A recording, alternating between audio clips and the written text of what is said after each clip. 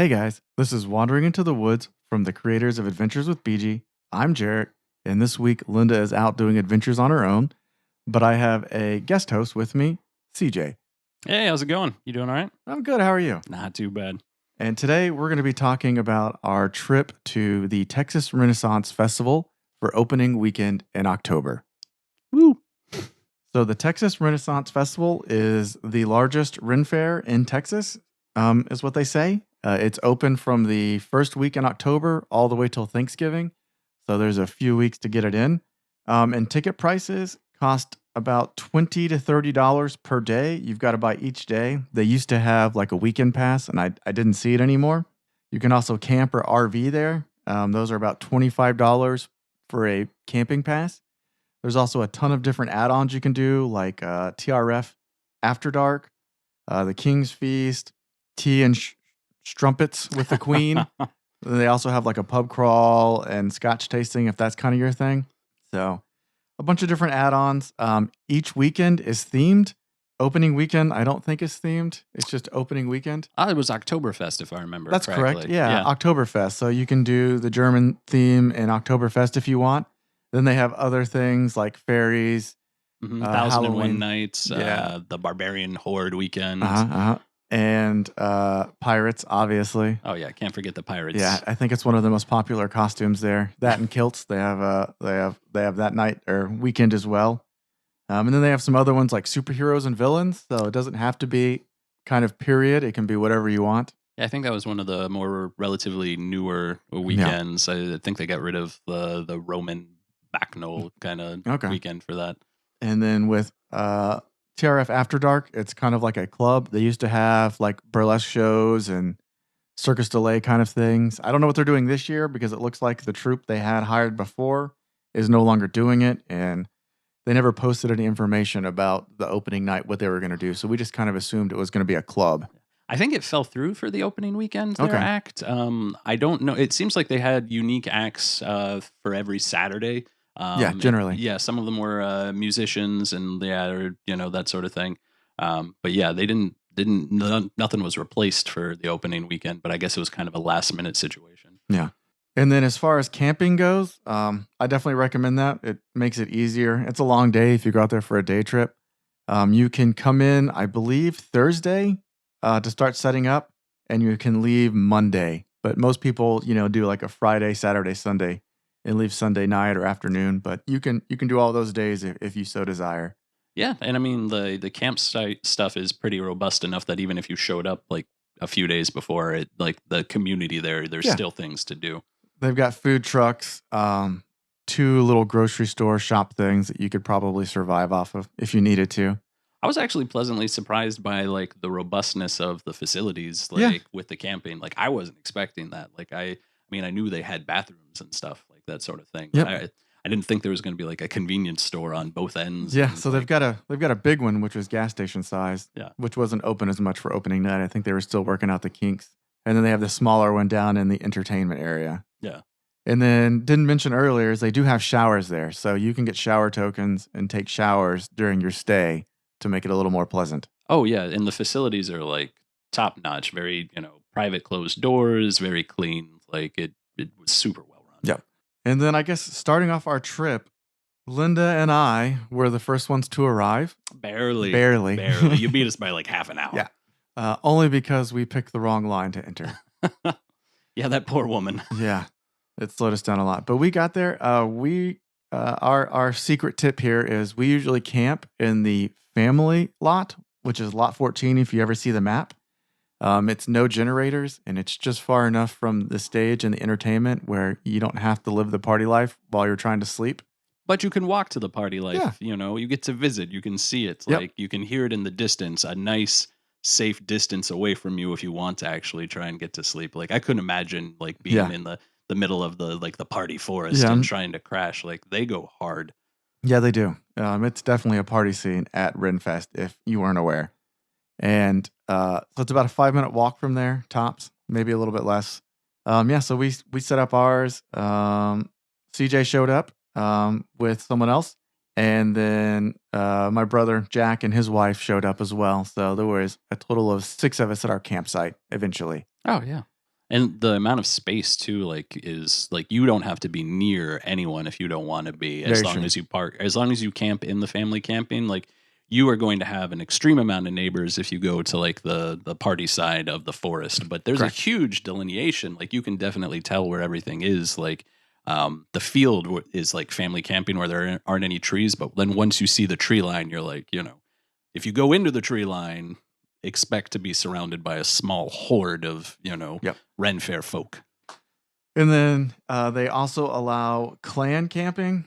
I've never done it before. I'm not part of a clan, but I guess they get to stake out an area and leave their boundaries set up all year or all 9 weeks. Yeah, I got the vibe that it like formerly used to be more of an unofficial kind of situation, but Probably. now TRF's gotten involved in like legitimizing it and making sure like, you can, you know, lodge your clan and then stake a claim and then you don't have to rebuild all of your stuff again. And then it cuts back on like any conflicts between like the people who don't realize like there's these people who like live and breathe like Ren Fair. So I think doing a good job of, balancing out the needs of everybody. And some of the clans, I guess, are so big and powerful, they have their own stages built. And I saw like placards out for who they were having performing. Oh, well, yeah. I mean, pirate, like there were at least 3 or 4 like pirate clans, but they had their one was like a ship. Like somebody had to bring that in. Yeah. Like I was like, that's astonishing. Like, yeah, they had a fairly built out wood hull of a ship. Yeah. So yeah, the first night we set up camp. I think we ate. Mm-hmm. We cooked. Yeah. Eamon brought a grill with charcoal. They have a rule about no on ground campfires. Yeah. So you have to have something to lift it up, or just hope they're not as observant. Like I didn't see anybody breaking the rule, but yeah, we cooked the first night. And then after that, we went down to what is known as the Plunder Dome. That's the theater. To start it off, they had naked Jenga or strip Jenga. I don't know the official term for it. Yeah. They didn't seem too concerned about the rules of Jenga. It felt more of like an excuse for some exhibitionism. Yeah, and so I think we read the rules. Linda and I saw them. Yeah. And if you knock it down, you have to get all the way naked and then restack it. But I think there's also something written on each block that you have to do. Yeah. If you pull that block out and it doesn't fall. Well, see, the little bit of time that I saw, like, I didn't see anybody actually playing the game with the, like, it felt like people were just knocking it over and, like, being like, I'm naked. Yeah, there was a lot of that. And a couple people pulled it and then they had to do things. Yeah. And so it was kind of a weird, but yeah, the game was not focused on the Jenga. Yeah. But it was, it certainly had a like semi Mad Maxian vibe to it. They had a host who explained the rules and like, got the crowd worked up, and everybody was super supportive. Like it was really nice. Like, didn't matter, everyone was just cheering everybody on and like encouraging, And I don't know if you saw, but they also had some sort of game king on the throne. Oh no, I missed that. Yeah, and one of the naked people had to go up and sit in his lap or something. So I don't know. I don't know how the full game works, but if you're brave, it's something to play. And if you're less brave, they have a bonfire area that's semi-adjacent to that, where the drum circle people are hanging out. There were a couple of unofficial fire dancers. People were dancing around the fire. We were there a little earlier, so I don't think anybody had enough liquid courage to actually jump the fire yet. But I was getting the vibe that was where it was heading, where people were going to do like feats of strength and courage. Yep. So I think you and Eamon headed back earlier. Oh, yeah. We stayed a while. Then did we come back? I don't know. I don't remember. Yeah, I think there was, because it was initially because we made the cooking fire and we didn't want to leave it unattended. That's right. So you guys went a little early without us. And then Eamon wandered off into the darkness because we thought it was an ambulance or police sirens. Like we heard just like sirens like happening. Turns out it was one of the larger, like another pirate clan was showing up, and apparently they had a road caravan, like a parade, like with flags and everything. And the front one had like a siren. So I was like, I was like, is there a fire? Is somebody hurt? Did somebody have a heat stroke? But it was apparently the leader of the pirate caravan coming around. And then, around the same time, you guys came back, and then Eamon wandered back out from the darkness and was like, hey. Okay, and then we all went down again. Okay. Yeah. And then after that, Linda and I went to the smoke Like you can get cigars there, Yeah. and it's also a hookah bar. Yeah, you guys ended up doing the hookah bar, and Yeah. me and Eamon had cigars. Yeah. And so if you need cigars, they have them there. Also, that's randomly reminded me, you can get cigarettes inside of TRF. Really? Yeah, they have the TRF specific like information booth ones, and they have cigarettes there. Are they like branded or? Yeah, they look branded. Oh, that's crazy. I didn't know that. So I saw that. I don't know that I've ever noticed it before, but that's something you can do now. I don't know that I saw anyone smoking actually inside. I don't know if that's allowed or if there's special areas, but you make good points because I did see like they had the cigar vendors because I didn't see the cigarettes, but I actually, you're right. Except for the campgrounds, I didn't see anybody actually smoking inside the Renaissance Festival. I'm sure there's special areas like airports, I'd imagine. Yeah. Or you just do it away from people and hope you don't get caught or something. I don't know. Yeah, so that wrapped up, I guess, after we came back from the hookah bar. Everyone. Yeah, I think we were all a little tuckered out from the drive and all that jazz, and you guys were we're gonna get an early morning and get from open to close. Yeah, so it was bedtime. We woke up the next morning. I have a Coleman stove, so the easy thing to make is oatmeal, and coffee. So that's what we provided for a good chunk of the group. Yeah. Not everyone wanted it. Oh, no, it was great. I enjoyed it. Then, melted cups and lack of bowls on my part, notwithstanding. Like, I need to plan better my supplies. Yeah. And then everyone, got in their garb. Except for me, because this was my first time going since I was a kid, and I don't have any pieces or costuming. And they definitely let you know about it when you get in there. Like you are going to get heckled if you show up like you're a modern day person for a little bit, which is fine. They're not mean about it. But it's definitely something like the next time I go, I'm probably going to have some sort of costuming. Yeah. Maybe not something super elaborate, but I mean, I wear like a white shirt or a green shirt and just the same pants both times. So you don't have to get crazy. Oh yeah. But you've got that like awesome pouch. I do have the pouch and the belt. The pouch screams, I am a Renaissance Fair veteran. Like, don't make fun of me. And it's my favorite because I just put all my stuff in there. Yeah. I have a phone charger, and sunscreen, and it's good to go in my pouch. Yeah, yeah. Don't forget the sunscreen. Yeah. So yeah, we didn't get in at opening. You know that it's opening because they fire the cannon. Yeah. And even then, I mean, the line wasn't too terribly long to get in once we did make it in there. Yeah. It's about a 10-minute walk, I'd say, from the family area. If you are closer in the clan areas, you're looking at like 3 minutes, 5 minutes. Yeah. So not too far. If you have you want to camp and you're not good at walking, they actually have golf carts and golf cart pickups that you can get pick up and driven over there. Or I guess if you get really drunk, you could do that too. Hey, have them bring you back would probably be the better choice than going there in the morning. I contemplated it at the end of the day when I was coming back. I was like, how do I get a ride on one of those things? Yeah, you just stand at one of those points, and if no one shows up for a while, you give it a phone call. Oh. And there's cell phone service generally out there isn't an issue. Yeah, I was surprised. Like, I mean, I've got T-Mobile, and it was, I didn't have any issues really. It can get bogged down because there's like 50,000 to 100,000 people there in a day. So sometimes there'll be issues, but like I never lost service and didn't have the ability to do anything. It just got slow. Yeah. But yeah, we got there. Since I think everyone bought our tickets online, so it was all QR code. They just scanned them at the gate. You can buy physical tickets there if you need to. It's a little more expensive, so if you can get them online, I would recommend it. Yeah, I mean, unless you've got like a thing about collecting commemorative tickets, there isn't a huge deal. Yeah. So. And then we were in. Yeah, I mean, half of the fun, like for me, is like experiencing all the costuming and like seeing like all the stuff. So like the entrance line was intriguing in and of itself because like seeing how like which direction everyone's going, and there was a woman in front of us that had this elaborate leather like falconer costume with weaponry and stuff, and I was just like, man, like I mean.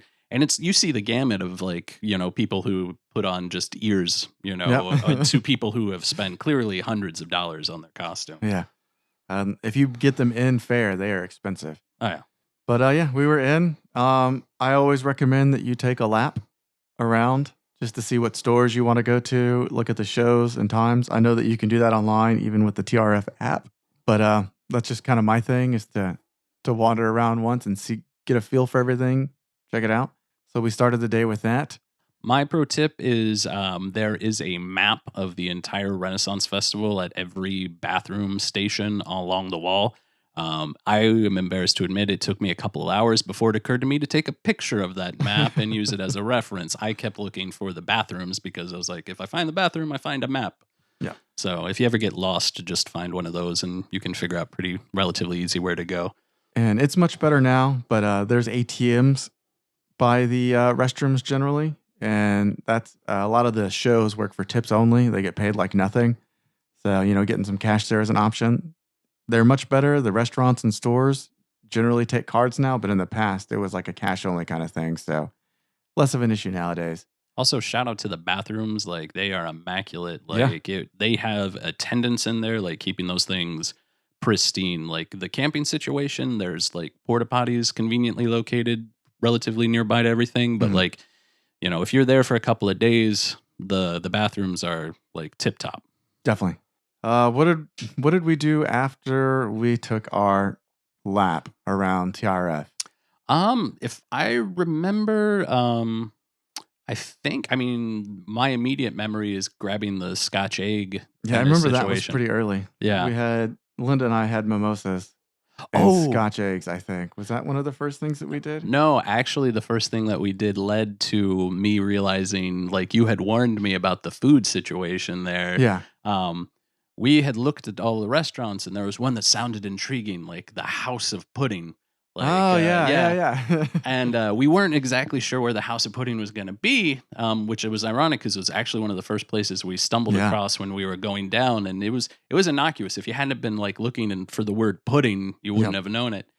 And no knocking, it was good quality product. But when you hear House of Pudding, you expect a variety of an assortment of puddings kind of situation. Yeah, or English puddings, possibly. And that was kind of like my first hint that like there were going to be a lot of like repetitive like food situations. It feels like every area has like certain specialty items you could get, but for the most part, like it's just the same general kind of fare, which you had been telling me about. Like, and I felt bad because me going into it, like my big draw besides like the people watching was like, I'm going to have fair food. Like there's going to be this wide variety of stuff. And there is to a certain extent some of that. Yeah. But, you have to go looking for like the particular things like the Scotch eggs or the puddings at the House of Pudding kind of situation. Yeah. But yeah, you don't really see anybody cooking anything or like I'm used to like a cultural festival like the Folklife Festival in San Antonio where they're actually making like, the foods there where you can see it. But yeah, they just have the chutes that they drop out things, of. Yeah. So, I mean, that was a little disappointing, but we did enough. I think we spent enough energy trying to find like the unique food situations. Yeah, definitely. So I mean, it's definitely better food than things at like Schlitterbahn or Fiesta Texas. So. Yeah, 100%. But you're getting some more generic food. It's not like people are there like this is my culture and this is the great food that I make. That's not one of the aspects that's fully at a Ren Fair. Yeah. Yeah. So we did the House of Pudding. Yeah. Then we did Scotch eggs. Oh man, and mimosas. Yeah, the Scotch eggs. I love those. Like I'd go back just for the Scotch eggs alone. And then we ended up, I think, is that when we went back over to the new pirate section? Yeah. I think because I wanted to look at the shops and the Scrimshaw thing caught my eye over there. I believe like they had a bone. Yeah. And we ended up heading over there. And I picked up a little bone feather that I proceeded to lose like 4 hours later in the day when I was exhausted and not paying as close attention. But so we did some shops. You got a bone feather. What did we do after that? We did the midday the jousting thing was the next major thing. We went to we decided I think we were going to do it earlier. Just so, we didn't get the midday crowds going on with that. Yep. So we went and saw the jousting. Which, is funny because they have it separated into areas. Like, there's 4 different riders and, they've got the German rider, the Spaniard, the French and the English, I believe. And we were in the Spanish section rooting for Spain. And apparently Spain is generally the villain in these sort of things. I guess so. At least he was that day. Yeah, he was aggressive, arguing with the guy who was running it. It didn't occur to us, though, that they'd let like Germany win because it was Oktoberfest. Yeah, it wasn't until afterwards we're like, oh, that makes sense. Yeah, so Germany won that time.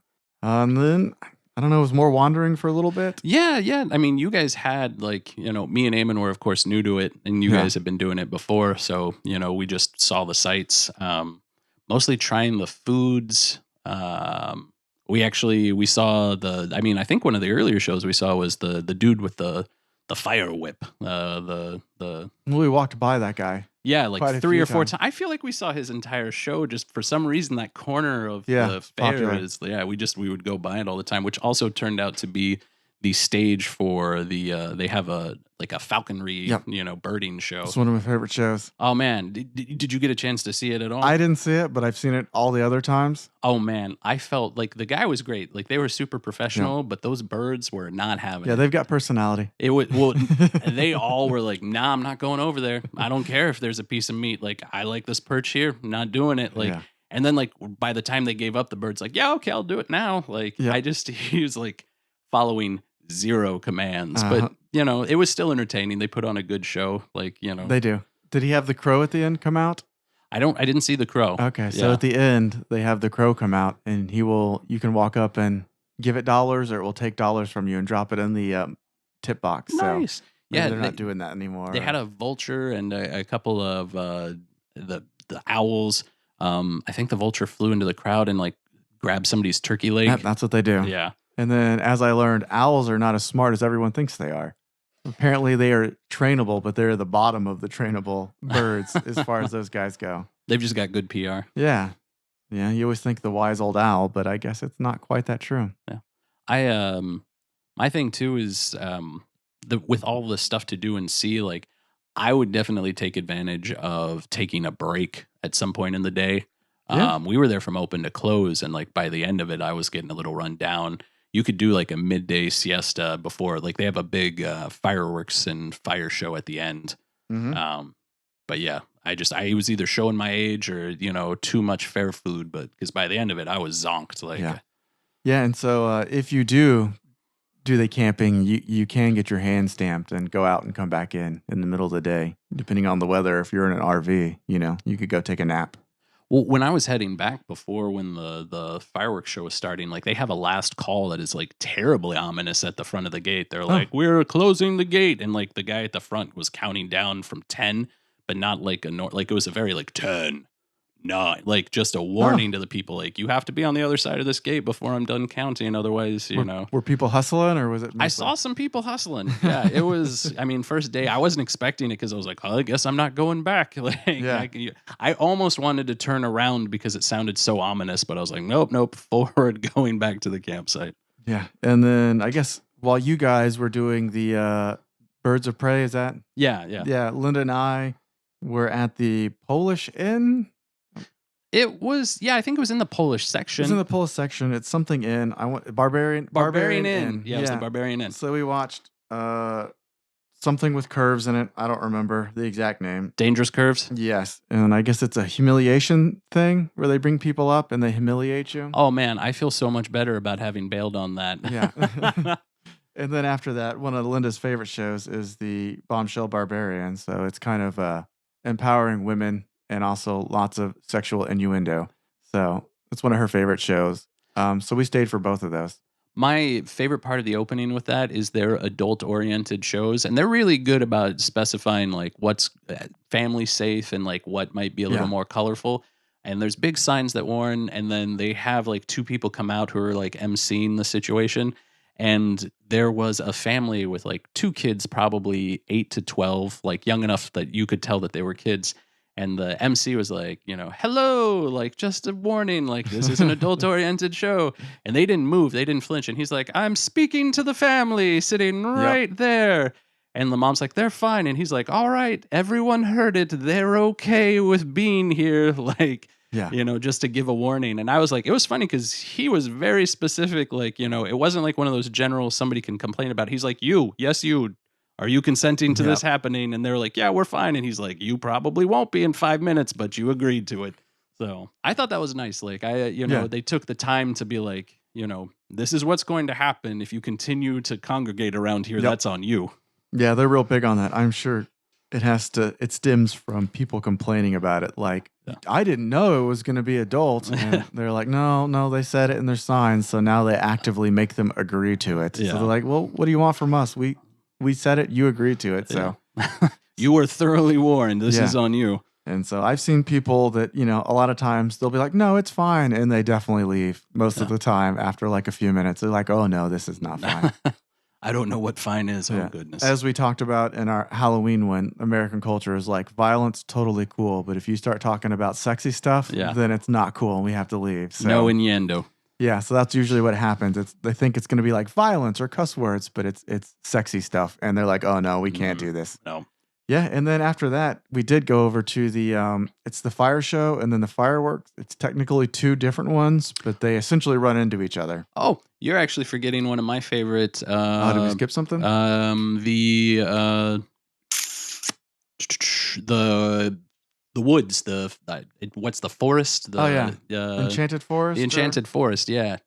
That was a nice break for me just because it seems to be off the beaten path. Like the crowd in there isn't like a huge, like it gives you some breathing room, which was especially nice at like near the end of the day. It definitely depends. Yeah. So I've been before and it's just been packed full of people, like walking through like a school hallway, like when the bell rings, like that busy. So it was a nice break. Yeah. And there's the amount of seating in there that wasn't being used and the shade was awesome. And then speaking of that, we totally just skipped lunch. Yeah. Oh man, I guess lunch was my biggest complaint. Oh really? That's right, because you just did. So the Greek food was fantastic. The Greek area was nice. Like they had a dancing show with belly dancers. Yep. It was fantastic, and there were a lot of options. This could have just been a bum wrap. I got a meat stick kind of situation, and I just got a chewy piece of meat that like it was a kebab, but like everything was wrapped together into one congealed. Yeah. Not ideal. Probably my least favorite meal portion of it. But I get it because that was one of the few places where you could actually see the food being cooked. Yeah, it was. Like, there were a lot of options in there. Yeah. So it's a good place. You can see your food cooked. They've got some options. And they have a show. So they have tons of seating. It's one of probably the most seating, I'd say, out of like the sections. Maybe not, but like for the size of it. Because Greek is just kind of this small little loop. Yeah. Circle. It almost felt like, a food court-esque area, like off the beaten path. And then I guess fast forwarding to dinner, because we forgot that as well. We found y'all after you did your shows, we did our shows. Yeah. In the Polish section. Yeah, which also had what probably did me in diet wise was the chocolate dipped fried or the cheesecake. Yeah. And I didn't even get that. Eamon grabbed that, and I just grabbed a bite of that. That was like literally diabetes on a stick. Yeah. That was the first time I've eaten that section. So the dumplings or whatever they're officially called. Pierogies. Yeah, pierogies. Yeah, that was a good experience. Yeah, it's a Polish Czech kind of situation. Yeah. Little pockets. They have. Potato and onion, potato and cheese, and mushroom and cheese, I believe, options. Then a meat one. Then you said like the meat. Ground beef, yeah.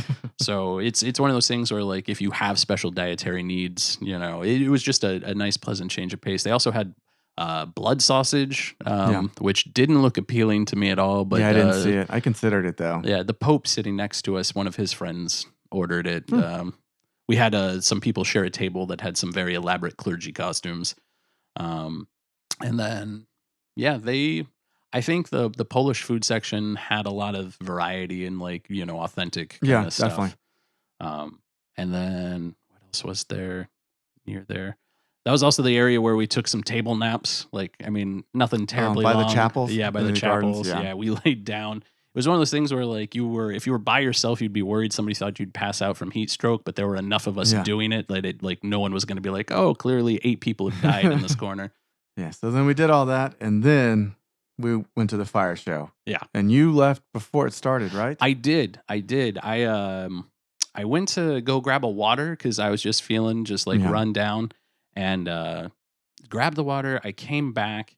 And you guys had gotten some seats, and you guys were like hilarious. I laughed when I was walking, and you're like, "We're over here," and I was like, "I see y'all," and they're like, "We're over here." They would not stop until I literally, and they're like, "Do you see us?" I'm like, "I'm within 3 feet of y'all." It was super funny. But I wasn't feeling like 110%, but I didn't want to be a wet blanket about it. Yeah. So I sat down and I was like, I'm all right. Like I'd compromised with myself internally, but I hadn't told anybody my plan. I was like, I'm gonna watch the fire show, but probably leave before the fireworks so I can avoid the big crowd. But I got this 1,000-yard stare, and apparently I turned a shade paler than my already normal pale shade. And you were like, "Hey, are you okay?" And I was like, "Oh, okay. If I look that bad, something must be wrong." And then I was worried I wouldn't be able to make it back to the campground without either like puking or passing out. Ooh. Like, so I was just like, yeah, I'm gonna head back. And I did. And that walk, which is reasonable in the morning when you don't feel great, feels like forever. But it was pretty funny. Like I got back to the campground and I grabbed my camping chair and I sat down and I just like relaxed for a little bit. But I was laughing. If anybody had walked by, it would have looked like a dead body in a camping chair in the middle of an abandoned campground. Yeah. So the fire show itself, they do fire whips and have other fire props. They set fire to the ground, throw like fire pots and things, and they kind of poof when they hit the ground and make fire. So I think it's a pretty cool experience. And then leading right into that, they just have the fireworks show. So it sounded pretty robust. Yeah. I couldn't see anything because it was blocked by the tree line from where we were camping, but I heard it. It went on for quite some time. Like I was 10, really surprised. 15 minutes long. Reminiscence of, going to my small town city park for 4th of July and watching it. So they put some effort into it. Nice. And then, so that ended up, they force you, they kind of corral you, security and police do, out one way. So after that, they pretty much kick you out. There's like a handful of shops on the way that are still open. So if you needed to get any last minute trinkets, if you did a day trip, you could. Yeah. And then after that, it was back out to the campsite. Yeah. Yeah. Where I had recovered valiantly, like about an hour and a half later, I felt kind of bad about that. I mean, I felt great about feeling better, but I don't know if it was just the crowd or needing some fresh air.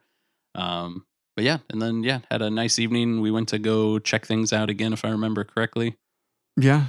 I don't know. Did we? I know Jack and Sierra walked down there when they came back from their showers, and that's while I was doing hot dogs and hamburgers. I think. I don't know if that's right. You made dinner, and then I think Eamon called it a relatively early-ish evening. Yeah, he did. Yeah, and then that's when we decided, 2 days need to shower. Yeah, so we took you to get a token for the shower because Linda and I bought them on the way back because there's that small convenience store. So then we took a shower. Yeah, it's like $5 for a 5-minute token. Yes, and hot showers, and they're worth every penny. And then we came back, and that's when Cheddarback, Jack, and Sierra, because they had gone earlier, came wandering back, and they were like, "Yeah, we're here." And Linda was all like, "I've got to go to bed." So it was. Yeah, you were very sad. I remember you were like, I was like, "Oh, well, okay." No one wants to go back to the Plunder Dome. I want to go see the pirates again. Yeah, and no one did. So it was a fairly early night for everyone again. Yeah.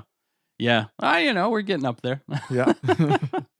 I enjoyed we had a casual wager going on because I had read somewhere that like the most cliche costume at the Ren Fair was the Plague Doctor.